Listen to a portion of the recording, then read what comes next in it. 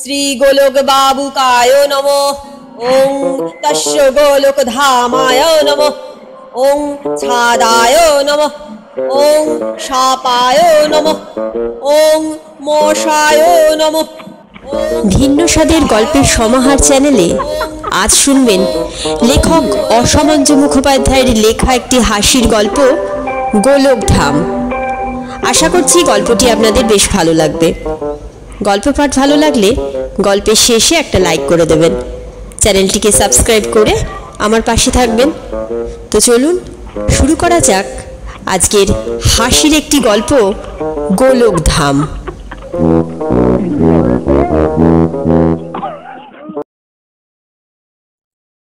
গোলকধাম খেলা নয়, কিংবা গোলক ধাঁধাও নয়, একখানা বাড়ি, ওরই নাম গোলকধাম। বাড়িখানা পাড়ার মধ্যে সেরা বাড়ি। অন্য সব বাড়িকে টেক্কা দিয়ে গোলকধাম সৌন্দর্যে ও সুষমায় উজ্জ্বল হয়ে যেন হাসছে। শুনতুম বাড়িখানা যিনি তৈরি করেছেন তিনি পয়সাওয়ালা লোক, তাই এই 2 বছর বাড়িখানা এমনিই পড়ে রয়েছে। না থাকেন তারা নিজেরা, না দেন কাউকে ভাড়া। তিনি শুধু মাঝে মাঝে এসে বাড়িটা দেখে শুনে যান এবং বাড়ির চতুর্দিকে যে কদলী বৃক্ষের বাগান, কিংবা বলা যেতে পারে যে কদলী বৃক্ষের জাল বুনেছেন, তা তদারক করে যান এবং যাবার সময় পক্ক কদলীর কাঁদি, থোড়, মোচা প্রভৃতি নিয়ে গিয়ে আনন্দে নিজের বাগানের কদলী ভক্ষণ করেন। আমি এই এড়েদয়ে বছর 3 হলো এসেছি এবং বহুবার তাকে দেখেওছি।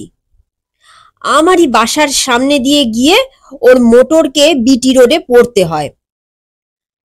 তার বয়স ঠিক বোঝা যায় না, 30ও হতে পারে, 50-55 হতে পারে। লম্বা ছিপছিপে চেহারা, চোখে খুব বেশি পাওয়ারের চশমা, মুখ ভাবে মোটেই জৌলুস নেই, একটা ম্যাড়ম্যাড়ে ভাব, মনে হয় যেন ডিসপেপটিক। মানুষ হিসেবে শুনেছি খুবই ভালো। বৈশাখের মাঝামাঝি, রবিবার, বেলা আন্দাজ 3টে। আমি আমার বাসা বাড়ির রাস্তার দিকের ঘরখানার দরজা খুলে বসে আছি। এমন সময় গোলকবাবুর মোটরখানা হঠাৎ এসে থেমে গেল। তিনি নিজেই গাড়ি চালাতেন। গাড়ির কি একটা কলকব্জা আটকে গিয়েছিল। তিনি গাড়ি থেকে নেমে সামনের ঢাকাটা খুলে কি একটু নেড়ে চেড়ে দিলেন, আবার সেটা ঠিক হয়ে ঘর ঘর শব্দ হতে লাগলো। আমার দিকে চেয়ে তিনি বললেন, কেমন আছেন? ভালো আছি। বাগানে গেছলেন? ওসব কি থোড়, মোচা? হ্যাঁ। থোড় খান আপনি? কেন খাবো না, পেলেই খাই। থোড়ও খাই, মোচাও খাই, কলা পেলে কলাও খাই। তিনি গাড়ির ভেতর থেকে কয়েক খণ্ড থোড় বার করে আমায় দিলেন। এক কাঁদি কলাও গাড়ির মধ্যে ছিল, বেশ রং ধরা, সম্ভবত মর্তমান, বেশ বড় সাইজ ও সুপুষ্ট। চক্ষুদান দেবার যখন সুবিধে নেই, তখন কাঁদিটার দিকে দৃষ্টিদান দিয়ে বললুম, মর্তমান বোধহয়, চমৎকার কলা। পাছে একটা ছড়া বাজে খরচ করতে হয়, সেজন্য তিনি টপ করে কথাটার মোড় ঘুরিয়ে দিয়ে বললেন, কেমন আছেন বলুন? ভালো না, এই বায়ু হচ্ছে বড্ড। ডাক্তারেরা বেশি করে ফল খেতে বলে, এই আপেল, নাশপাতি, পেঁপে, ওই রকম ভালো কলা। মোড়কে ঘুরিয়ে এনে আবার কলার সঙ্গে জুড়ে দিলুম, কিন্তু উনি ভোলবার নয়। তিনি তাড়াতাড়ি বলে উঠলেন, চেঞ্জ চেঞ্জ, চেঞ্জে গেলে খুব উপকার পাবেন। একটু খাতির করতে গেলুম, যদি কিছু সুফল তাতে ফলে। বললুম, চা খাবেন নাকি? খুব ভালো দার্জিলিং চা এনেছি। ধন্যবাদ, চা খাওয়াটা একেবারেই ছেড়ে দিয়েছি, ডিসপেপটিক রুগী তো। ভালোই করেছেন। তারপর দু এক কথার পর বললুম, অমন চমৎকার বাড়ি করলেন, নিজেরাও থাকলেন না, ভাড়াও দিলেন না, শুধু শুধু ফেলে রেখে। ভাড়া দিতে পারি, ভালো ভাড়াটে না পেলে ভাড়া দেব না। প্রায় লোক বড় নোংরা হয়, অমন সুন্দর বাড়ি যাকে তাকে ভাড়া দিলে। তাছাড়া এই প্রায় লোক আজকাল ভাড়া দেবার বড় গোলমাল করে। হ্যাঁ, তা বটে, তবে ভালো ভাড়াটেও তো পাওয়া যেতে পারে। খুবই কম। আপনার মতো লোক পেলে আমি এখনই ভাড়া দিতে পারি। তাই নাকি? তবে আমাকেই দিন। অমন সুন্দর বাড়ি পেলে আমার তো খুবই। বলুন বলুন, কত ভাড়া দিতে হবে? আপনি এখানে দুখানা ঘরে কত দেন? 40। আমার বাড়িতে 3খানা ঘর, তবে ওর একখানা ঘর এর একখানা ঠিক ডবল। তারপর দুটো ঘেরা দালান, 3টে রোয়াক, ছাদে সিঁড়ি, সমস্ত ছাদটা, প্রকাণ্ড রান্নাঘর, বাথরুম, ভালো টিউবওয়েল, চারদিকে জমি, বাগান, গাছপালা, লাইট, পূর্ব দিকটা একেবারে। আহা, সবই তো জানি। এখানকার মধ্যে অমন সুন্দর বাড়ি আর নেই। অবশ্য সুরধ্বনি কাননের কথা বা ওই ধরনের আরো দু একখানা বাড়ির কথা আলাদা। তা ভাড়া কত দিতে হবে সেইটে? বেশি ভাড়ার লোভ আমার নেই, আমি চাই ভালো ভাড়াটে। তা আপনি এই বাড়ির হিসেবেই দেবেন, অর্থাৎ 3-20-60। কিন্তু আমার ও বাড়ির ভাড়া হওয়া উচিত ছিল 100 টাকা। হ্যাঁ কিনা বলুন? তা বেশ, তা বেশ, আমি 60 টাকা করেই দেব।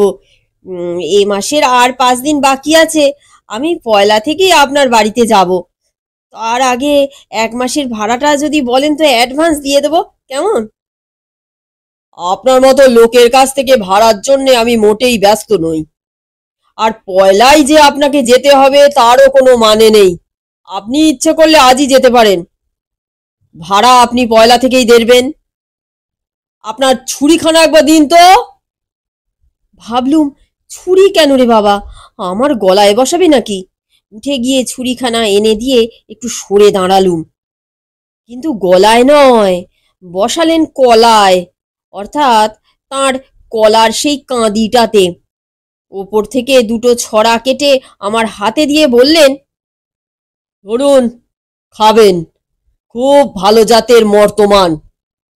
নিশ্চয়ই খাবো, নিশ্চয়ই খাবো, এমন কলা খাবো না? রোজ সন্ধ্যার দিকটায় পাড়ার 5 জন ভদ্রলোক আমার বৈঠকখানায় এসে বসেন। গোলকধামে আমার উঠে যাবার কথা শুনে সকলেই খুব আনন্দ প্রকাশ করলেন। নারায়ণবাবু বললেন, আপনি সুন্দরবনের জলা ছেড়ে এখন থেকে কাশ্মীরে বাস করবেন। কেশববাবু বললেন, নরক থেকে এবার আপনার স্বর্গবাস হবে। হ্যাঁ?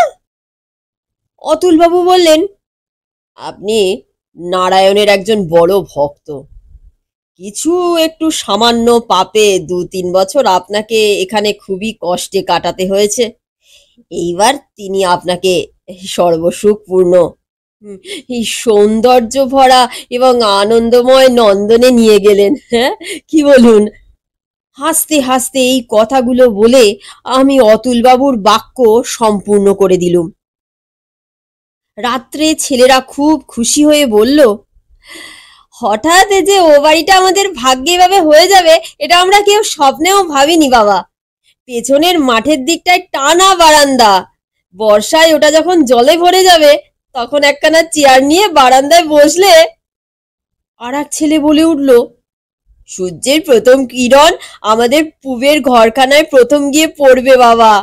আর পায়খানা ও বাড়ির কি সুন্দর, ঝকঝকে তকতকে, একেবারে দালানেরই মধ্যে, বর্ষায় একটুও ভিজতে হবে না। আমার স্ত্রী বললেন, রান্নাঘরের পাশেই শুনলাম টিউবওয়েল, ভারী সুবিধে গো। উফ, এই 3 বছর জলের কি কষ্টই গেছে।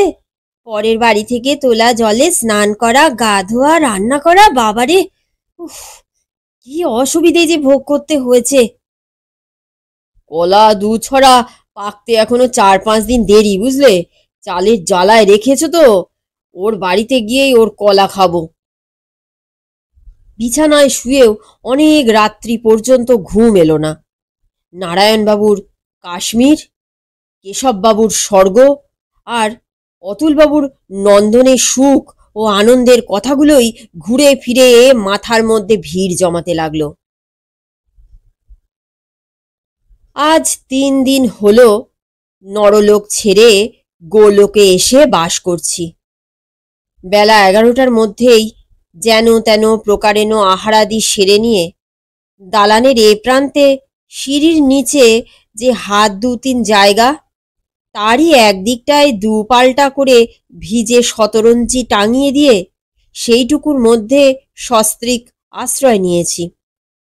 দালানের অপর প্রান্তে বাথরুমের মধ্যে প্যানের পাশে একখানা বেতের হালকা চেয়ার নিয়ে গিয়ে এবং তাইতে বসে আমার কনিষ্ঠ পুত্র অশোক তার ক্লাস 7-এর জ্যামিতি পড়ছিল। তার অনতি উচ্চকণ্ঠের সেই ত্রিকোণ, দ্বিভুজ, বৃত্ত প্রভৃতি অনবরত আমার কানে এসে লাগছিল। এখানে আমিও আমার দেহের 5.5 ফুট লম্বকে দ্বিভুজ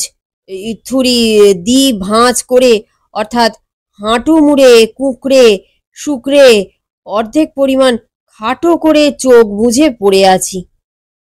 আর গৃহিণী নারায়ণের পদপ্রান্তে লক্ষ্মীর মতো বসে বসে ঢুলছেন, কিংবা ঢুলতে ঢুলতে বসে বোধহয় বা নারায়ণেরই ধ্যান করছেন। ধ্যান ভঙ্গ করে একটা দুঃখের শ্বাস ফেলে তিনি বললেন, ভগবান, 60 টাকাতে আমাদের জন্য তুমি কি এই 2.5 হাত জায়গায় মেপে রেখেছিলে? আমি বললাম, কিন্তু বলার আগে কিছু পূর্ব কথা উল্লেখের প্রয়োজন। আজ 3 দিন হলো আমরা গোলকধামে এসেছি, শুদ্ধ কথায় উপনীত হয়েছি। যেদিন আসি সেদিন দুপুরের খাওয়া সকাল সকাল ও বাড়িতে সেরে নিয়ে বেলা 12টা আন্দাজ সকালে এ বাড়িতে এসে পড়ি। বড়ই আশা করেছিলাম যে পুরনো বাসার অন্ধকূপ ছেড়ে ওখানে গিয়ে বাঁচব। মাঠের ধারে বাড়ি, চারিদিকে গাছপালা, বাগান হাওয়ায় উড়িয়ে নিয়ে যাবে। দুপুরবেলায় গিয়ে মেজেই একখানা মাদুর পেতে খুব শান্তিতে একটা ঘুম দিতে পারবো। 3 বছরের কষ্ট 3 দিনের আরামে উসুল হয়ে যাবে। কিন্তু আশ্চর্যের বিষয়, ঘুম দেওয়া দূরের কথা, ঘরে দালানে পা দেওয়া মাত্র মাথা পর্যন্ত যেন জ্বলে উঠল। মনে হলো হঠাৎ যেন অগ্নিকুণ্ডের মধ্যে এসে পড়লুম। সে যে কি অসহ্য তাত তা বলবার নয়। অগ্নিগর্ভ বয়লারের পাশে থাকলে যেমন প্রচণ্ড তাপ লাগে, ঠিক সেই রকম তাপ। সব ঘরেই এই রকমই অবস্থা। 3খানা ঘরের সংলগ্ন যে টানা বারান্দা, তাতেও একই রকম অসহ্য উত্তাপ। অবশ্য দক্ষিণটা চাপা, কিন্তু তার জন্য এরকম অসাধারণ উত্তাপ হবার তো কথা নয়। আমার বাসাটারও তো দক্ষিণ চাপা ছিল, তার উপর ঘর দুখানাও ছিল অন্ধকূপ গুদামের মতো, কিন্তু সে ঘরও তো এরকম ভীষণ গরম ছিল না। সবে বসেখের মাঝামাঝি। এখনই ঘরের মধ্যে 5 মিনিট কাল দাঁড়িয়ে থাকে কার সাধ্যি। এরপর জ্যৈষ্ঠ মাসে না জানি কি ব্যাপারই হবে। সবাই মিলে এর কারণ অনুসন্ধান করতে লাগলুম। সমস্ত দিন কেউ আমরা ঘরের মধ্যে বা দালানে বসতে দাঁড়াতে পারলুম না। রাত 10টার সময় কিছুটা গরম কমলো, কিন্তু সম্পূর্ণ গরম কেটে গিয়ে সাধারণ অবস্থায় আসতে রাত 2-2:30 হলো। 2 দিন এই প্রচণ্ড উত্তাপ ভোগ করে আমরা সকলেই অল্প বিস্তর অসুস্থ হয়ে পড়লুম। সকলেরই বাহ্যে প্রস্রাব বহু পরিমাণে কমে গেল। দিনে রাতে কারোরই ঘুম হয় না। আমার দুই ছেলে তাদের দুই ভগ্নীর বাড়ি পালিয়ে গিয়ে আশ্রয় নিলে, একজন শ্যামবাজারে, একজন বেলেঘাটায়। আমি, আমার স্ত্রী ও কনিষ্ঠ পুত্র অশোক, এই তিনটি প্রাণী এই আগুনের মধ্যে থেকে নিদারুণ কষ্ট ভোগ করতে লাগলুম। দুদিন পরে দেখা গেল বাথরুমের ভিতরটা সিঁড়ির নিচটায় উত্তাপ কম। এই দুই জায়গায় ডবল ছাদ, তাই সারাদিন সিঁড়ির নিচে ওই 2.5 হাত জায়গাটুকুই আমাদের আশ্রয় স্থান হয়ে দাঁড়ালো। আর অশোক আশ্রয় নিলে বাথরুমের মধ্যে, পায়খানার প্যানের পাশে। সুতরাং স্ত্রীর উপরোক্ত কথার উত্তরে বললুম, হ্যাঁ, সত্যই তাই। ভগবান 60 টাকাতে আমাদের এই 2.5 হাত জায়গায় বরাদ্দ করে দিয়েছেন। পরের দিন রোগে ধরা পড়ল। পাড়ার সব ভদ্রলোক এসে জমা হয়েছিলেন। সকলের চেষ্টা, যুক্তি ও বিবেচনার ফলে জানা গেল যে রোগটা হলো ছাদের। গোলকবাবুর দোতলা করবার ইচ্ছা ছিল এবং সেজন্য ঢালাই ছাদ 5 ইঞ্চি পুরুর জায়গায় 1 ইঞ্চি 3 পুরু করেছিলেন, আর তাও মশলা খুব কম দিয়ে, তার জায়গায় লোহার শিক দিয়ে যাতে খুব মজবুত হয় তাই করেছিলেন। কিন্তু কোনো কারণে তিনি দোতলা করেননি, এদিকে একতলার ছাদে জল ছাদও করেননি। ফলে রোদ উঠবার সঙ্গে সঙ্গেই সেই সব লোহার শিক তেতে একেবারে আগুন হয়ে উঠত, আর সেই উত্তাপ বেলা 10টা 11টা থেকে রাত 2টো 2:30টে পর্যন্ত ঘরে দালানে জমা হয়ে থাকত। যাই হোক, রোগ যখন ধরা পড়ল তখন প্রত্যেকেই এক একটা দাওয়াই বাতলাতে লাগলেন। যুগলবাবু বললেন, সমস্ত ছাদটায় একখানা করে ইট বিছিয়ে দিলে তাতে অনেকটা কম লাগবে মনে হয়। কিন্তু হিসেব করে দেখা গেল যে তাতে প্রায় 500 টাকার ইট কিনতে হবে, সুতরাং অসম্ভব। রজনীবাবু বললেন, বিচালিত তরপা, সমস্ত ছাদটা খড় দিয়ে ঢেকে রাখা হবে। অতুলবাবু মুখে হুট করে একটা শব্দ করে বললেন, তা কি কখনো হয়? একটা জ্বলন্ত দেশলাইয়ের কাঠি কি একটা পোড়া বিড়ি, ব্যাস একেবারে লঙ্কা কাণ্ড। ও হবে না, ও খড়টা চলবে না। করতে হবে তোমায় গিয়ে ইয়ে করতে হবে। কিন্তু ইয়েটা যে কি তা অনেকক্ষণ ভেবেও অতুলবাবুর মুখ থেকে বার হলো না। নন্দবাবু বললেন, ডবল করে হোগলার আচ্ছাদন সমস্ত ছাদটায় দিলে মনে হয়। কিন্তু হিসেব করে দেখা গেল তাতেও বহু টাকা খরচ। সুতরাং ডবল হোগলাকেও ইট বিচালির পথানুসরণ করে সরে পড়তে হলো। সুবোধ কন্ট্রাক্টারি করত। অনেক ছোট বড় মাঝারি বাড়ি তার হাত দিয়ে তৈরি হয়েছে। তাকে বললুম, সুবোধ, তুমি যে কিছু বলছো না, বলো কি উপায় করা যায়। সুবোধ বললে, ছাদের ওপর নতুন করে জল ছাদ করা ছাড়া উপায় নেই। তাতে খরচ হবে কত? তা 500। আমার ছোট ছেলে অশোক একধারে চুপ করে দাঁড়িয়েছিল। সে বললে, বাবা, কচুরিপানা তুলে এনে সমস্ত ছাদটায় দিলে হয়। শরৎ বললে, আমিও তাই বলতে যাচ্ছিলুম। তখন সকলেরই মত হলো যে কচুরিপানাই এর সস্তা ওষুধ। কিন্তু মুশকিল হলো ধারে কাছে কোনো পুকুরেই কচুরিপানা নেই। প্রায় 1/2 মাইলটা দূরে একটা পুকুর থেকে কচুরি তুলে পাড়ের ওপর ফেলে রেখেছিল। সে পানা সবই প্রায় শুকিয়ে এসেছিল, সামান্য কিছু কাঁচা ছিল। অগত্যা সেই শুকনো কচুরি কুলিদের দিয়ে আনিয়ে ছাদ ঢেকে দেওয়া হলো।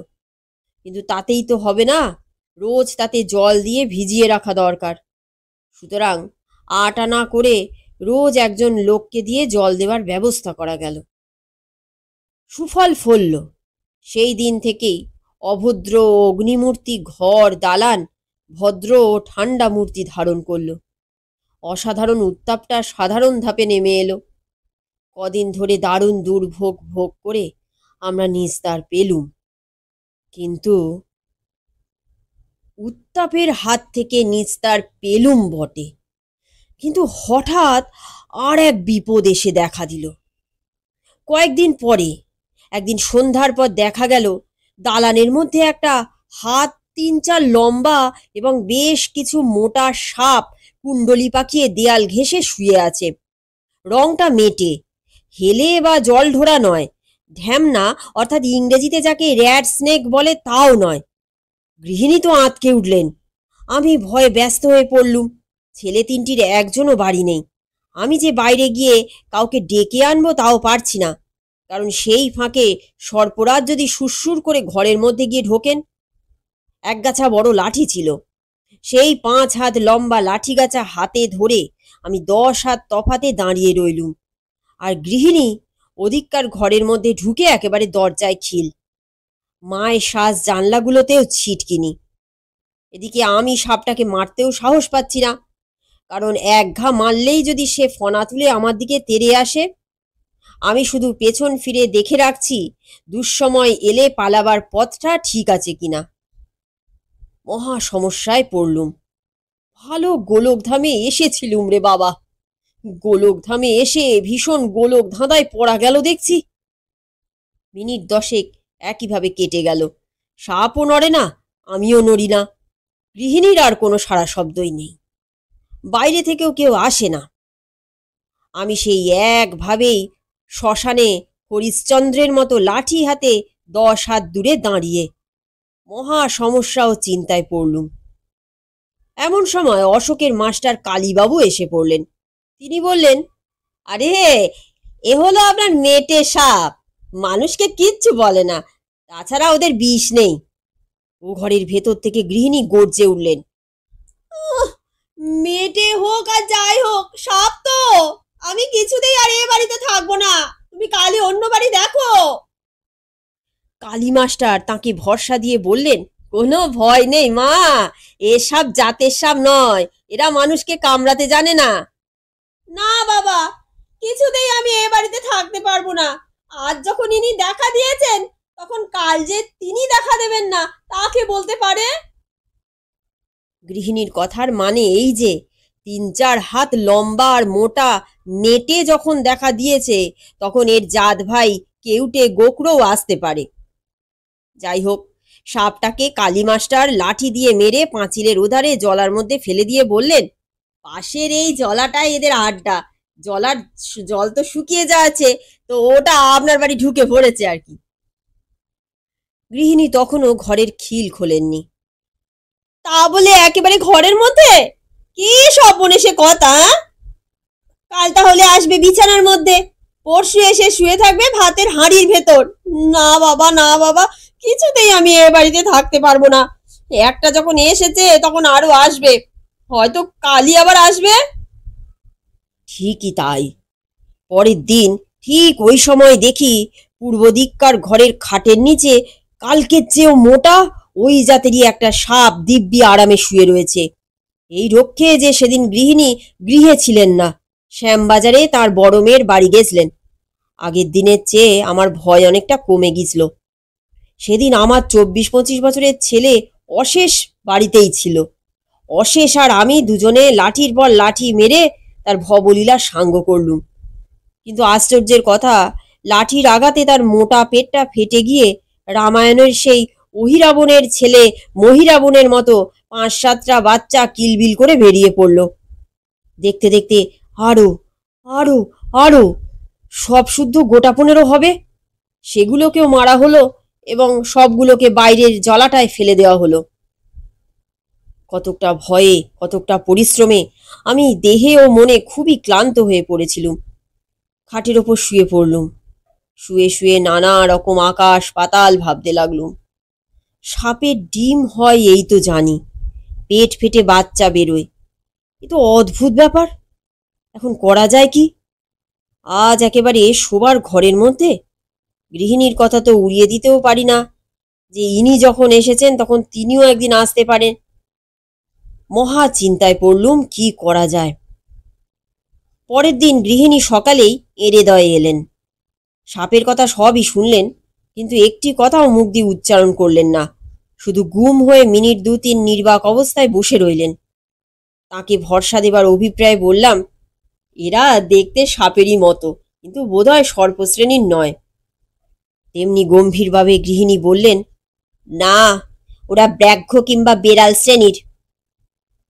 কথাটা তুমি বুঝলে না? সাপের পেটে ডিম থাকে, এ যে বাচ্চা বেরিয়ে পড়ল। মুখখানা ভয় ও বিরক্তিতে ভরিয়ে গৃহিণী বললেন, পেটে ডিমই ছিল, লাঠির ঘায়ে সেই ডিম ভেঙে গিয়ে বাচ্চা বেরিয়ে পড়েছে। ভেবে দেখলুম গৃহিণীর কথাটাই ঠিক বটে।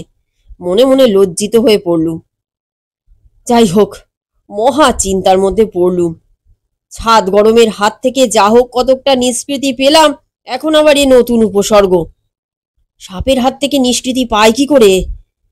নানা জনে নানা পরামর্শ দিতে লাগলেন।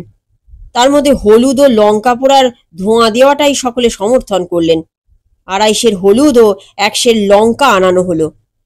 সেই দিন থেকেই ধোঁয়া দেওয়া শুরু করে দেওয়া হলো। কিন্তু 2 দিনও গেল না, আবার একটা ঠিক ওই জাতের সাপ ঘরের মধ্যে ঢুকে শুভ দর্শন দিলেন। তারপর দিন আবার একটা। দুর্ভাবনায় আমাকে যেন পাগল করে তুলল। কাছে পিঠে অন্য বাড়ির সন্ধান করলুম, কিন্তু পেলুম না। আমার পূর্বের বাড়ির মালিক যজ্ঞেশ্বর বাবুর সঙ্গে দেখা হলো। তাকে বললুম, আপনার বাড়ি ছেড়ে এসে এই সব দুর্ভোগের মধ্যে পড়েছি, আবার আপনার বাড়িতেই যেতে চাই, খালি আছে তো? তিনি দুঃখ করে বললেন, খালি তো ছিল, কালই এক ভদ্রলোক এসে গেছেন। ইস, আপনি যদি কাল সকালেও বলতেন তাহলে। কে এলেন? ওই যে শিবু ঘোষালের টিনের ঘর দুখানায় যে ভদ্রলোক ছিল। কে বলুন তো? আপনি চিনবেন না, অল্পদিন হলো এখানে এসেছেন। ওই যে কৃষ্ণা নামে খুব ভালো একটা ফাউন্টেন পেনের কালি বেরিয়েছে না, এ ভদ্রলোক হলেন এই বারাকপুর অঞ্চলে তার সেলসম্যান। বেশ উপায় করেন। আচ্ছা, দুলাল ঘোষের পুরনো বাড়িটার খোঁজ করেছেন? সেটা খালি নেই, তাতে কারা আছে? মহা সমস্যায় পড়লুম। কি করা যায়? সাপের হাত থেকে কি করে উদ্ধার পাওয়া যায়? এই সময় একজন বললেন, কার্বলিক অ্যাসিড না হলে সাপ আসা বন্ধ হয় না। কার্বলিক হলো ওর একমাত্র উপায়। সেই দিনই কার্বলিক অ্যাসিড আনানো হলো ও জলের সঙ্গে মিশিয়ে বাড়ির চারদিকে ছিটিয়ে দেওয়া হলো, বিশেষ করে পূর্বের দিকটায়। সেদিন আর সাপ এলো না, তারপর দিনও না, তার পরের দিনও না। তখন রোজ সন্ধ্যার আগে বাড়ির চারদিকে কার্বলিক দেওয়া চলতে লাগলো। ভগবানের দয়ায় সেই থেকে সাপ আসা একেবারেই বন্ধ হয়ে গেল। সাপ আসা বন্ধ হলো বটে, কিন্তু আর এক নতুন উৎপাত আমাদের ব্যতিব্যস্ত করে তুলল। আগেই বলেছি, বাড়িটার চারদিকেই কলা বাগান, অসংখ্য কলা গাছ বাড়িটাকে ঘিরে রেখেছে। এরেদতে এমনিতেই ভয়ানক মশার উপদ্রব। তারপর আষাঢ় মাসে যেমন বর্ষা নামলো, সঙ্গে সঙ্গেই কলা বনের লক্ষ লক্ষ নয় কোটি কোটি মশা এসে আমাদের ঘর দুয়ার দালান একেবারে ভরে গেল। যিনি যতই মশার দেশ থেকে থাকুন, গোলকধামে সে মশার পরিমাণ, আকার আর তাদের ভীষণ কামড়ের জ্বালা কেউ কল্পনাও করতে পারবেন না। কেবলই কি সন্ধ্যার পর? সকাল, দুপুর, বিকেল, সন্ধ্যা, রাত্রি, এই সর্বক্ষণই দলে দলে অসংখ্য মশা সর্বাঙ্গ জ্বালিয়ে দিতে লাগলো। মশা মারতে শুধু গালেই চর নয়, সর্বাঙ্গে চর মেরে মেরে সর্বাঙ্গ ফুলে উঠল। এ মশা তাড়ালে যায় না, পাখার বাতাসে যায় না, অদ্ভুত মশা। তার ওপর এক আরামে রক্ষে নেই সুগ্রীব দোসর। মশার সঙ্গে আছেন ঝাঁকে ঝাঁকে বড় সাইজের মাছি।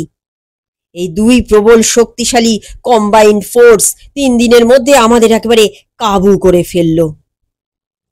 ফ্লিট আনানো হলো, স্প্রে আনানো হলো, কিন্তু কোনো ফলই তাতে হলো না।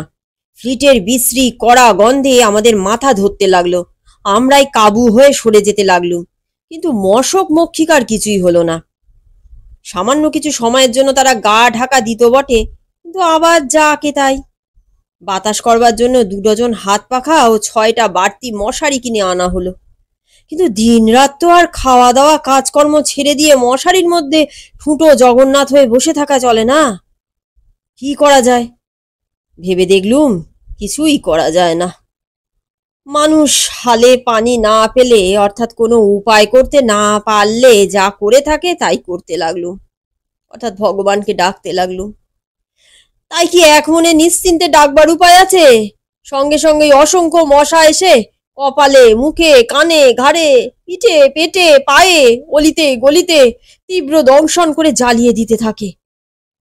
মশা মাছির উৎপাতে যখন এই রকম অতিষ্ঠ হয়ে এবং অর্ধমৃত হয়ে পড়েছি, ঠিক সেই শুভ সন্ধিক্ষণে একদিন চরম দুর্ভোগ ঘটে গেল। সেদিন রাত্রে প্রায় সারা রাত ধরেই বৃষ্টি হয়েছিল। ভোর 5টায় বিছানা থেকে ওঠা আমার চিরকালের অভ্যাস। সেদিন ওই সময় উঠে দেখি দালানের দরজাটা খোলা, হাঁ হাঁ করছে। ছেলেদের শোবার ঘরের দরজাটাও খোলা। এত ভোরে ওরা তো কেউ ওঠে না। ঘরের ভেতর ঢুকে এদিক ওদিক তাকাতেই আমার চক্ষু স্থির। যা কিছু ও ঘরে ছিল চোরে সমস্তই নিয়ে গেছে। অশেষের বড় সুটকেসটা, অমলের ট্রাঙ্ক, অসীমের ইলেকট্রিক গিটার, ওর মায়ের সংসার খরচের হাত বাক্সটা সবই, অর্থাৎ প্রায় 1000 টাকার জিনিস। তারপর রান্নাঘরে গিয়ে দেখা গেল সেখানেও মহাপ্রভু বেশ কিছু দয়া করেছেন। যা কিছু বাসনপত্র ছিল তার একখানাও নেই। তার ওপর বলতে লজ্জা করে, উনানের মধ্যে একটা নোংরা কাজ করে রেখে দিয়ে গেছে। ওহ, আমার মাথা ঘুরে গেল। দুর্ভোগের চূড়ান্ত। কলা বাগানে এসে আজ দুঃখ দুর্দশার 16 কলাই পূর্ণ হলো, কিংবা তাও বলা যায় না। অপরং বা কিম ভবিষ্যতি। পাড়ার সকলে বললেন বর্ষাকালটায় চোরের উপদ্রব একটু হবে। বাড়িটা একেবারে মাঠের ধারে নির্জয় জায়গায় কিনা। তবে তবে দরকার নেই। ছেলেদের বললুম, যত টাকাই ভাড়া হোক অন্য বাড়ির খোঁজ কর, যেখানেই হোক, এমনকি জমের বাড়ি হলেও সেইখানে যাব। গোলকধামে আর কিছুতেই থাকবো না, একটা দিনও না। ভগবানের অশেষ দয়া, অশেষ সেই দিনই দক্ষিণেশ্বরে একখানা বাড়ির খোঁজ নিয়ে এলো। এরেদয় আর দক্ষিণেশ্বরের পাশাপাশি একেবারে লাগোয়া। আর তখনই আমি সেই বাড়ির মালিকের সঙ্গে দেখা করলুম। ভাড়া জিজ্ঞাসা করতে বললেন। ভাড়া 50 করে। যারা ছিলেন তারা 40 করেই দিচ্ছিলেন বটে, কিন্তুর কথা আর বলতে না দিয়ে বললুম 50 করেই আমি দেব। ভদ্রলোক আসার অতীত আনন্দে হাত দুটো কসলাতে কসলাতে বললেন, তাহলে কবে থেকে আসবেন? আপনাকে আমি জানি। আপনি এরেদয়তে যজ্ঞেশ্বর বাবুর বাড়ি আছেন তো? ছিলুম, কিন্তু বর্তমানে আছি মাঠের ধারে ওই নতুন কলা গাছওয়ালা বাড়িতে। ও, গোলকধামে? আজ্ঞে হ্যাঁ। আপনি তাহলে এখন এই 25টা টাকা নিন অ্যাডভান্স, আর বাকি 25 টাকা মাস কাবারে দিয়ে দেবো, কেমন? আচ্ছা, নমস্কার। নমস্কার নমস্কার। কবে তাহলে আসবেন? আজই ও বেলা। বেশ, তাহলে আমি এখনই ঘরগুলো সব ধুইয়ে রেখে দিই। তারপর আর এক দফা পাল্টাপাল্টি নমস্কারের পালা শেষ করে আমি বাইরে চলে এলুম। সদর দরজার পাশে দেওয়ালের গায়ে বাড়িটার নাম একখানা ট্যাবলেটে লেখা ছিল। সব অক্ষরগুলো পড়া যায় না। কোনো দুষ্টু ছেলে বোধহয় কাদার পোঁচ দিয়ে সর্বদা ঢেকে দিয়েছিল। বৃষ্টির ছাটে সবটা ধুয়ে উঠে গেছে, তবুও মধ্যেকার 2-3টে হরফ এখনো কাদায় ঢাকা রয়েছে, পড়া যায় না। ট্যাবলেট খানা চোখে পড়তেই আমি ব্যস্ত হয়ে আবার ভেতরে ঢুকে ভদ্রলোককে ডাকলুম। তিনিও ব্যস্ত হয়ে বাইরে এলেন। জিজ্ঞাসা করলেন, আবার ফিরে এলেন যে? দয়া করে টাকাগুলো ফিরিয়ে দিন, এ বাড়িতে আমার থাকা চলবে না।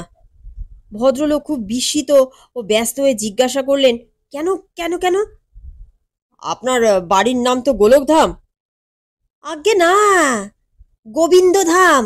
কেন বলুন তো? না, কিছু না। ওই কাদা মাখা রয়েছে কিনা, মাঝের অক্ষর দুটো পড়া যায় না। গোলকধাম যদি হতো তাহলে বিনা ভাড়াতেও আমি থাকতুম না। যাক, নমস্কার, কিছু মনে করবেন না।